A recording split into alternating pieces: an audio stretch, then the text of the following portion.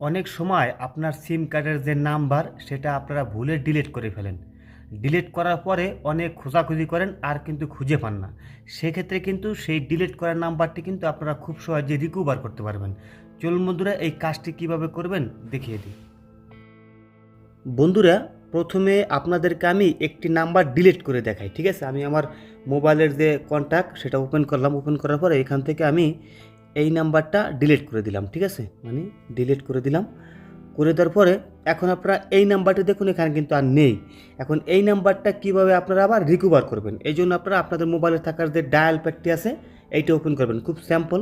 Dial প্যাডটি open করার পরে আপনার ডান পাশে এখানে দেখবেন একটা থ্রি ডট মেনু আছে, ঠিক আছে? এইখানে এখানে চাপ দিবেন। চাপ দেওয়ার পরে দেখবেন এখানে লেখা থাকবে রিসাইকেল বিন। ওকে, এখানে এটা শো করবে। এখান থেকে ক্লিক করবেন। ক্লিক করার পরে আমি যে নাম্বারটি ডিলিট করছি এটা কিন্তু এখানে চলে আসছে, ঠিক আছে? এখন এটা আপনারা কী করবেন, এভাবে এভাবে ক্লিক করবেন। ক্লিক করার পরে দেখবেন নিচে এখানে রেস্টোর লেখা আছে, এই রেস্টোরে ক্লিক করে দিবেন। সাথে সাথে কিন্তু আবার জায়গা মতো চলে যাবে, ঠিক আছে? এভাবে কিন্তু আপনারা ডিলিট করা যে নাম্বার সেটা কিন্তু পুনরায় আপনারা খুব সহজেই রেস্টোর করতে পারবেন, ফিরিয়ে আনতে পারবেন। দেখুন সেই নাম্বারটি কিন্তু এখানে চলে আসছে, ঠিক আছে?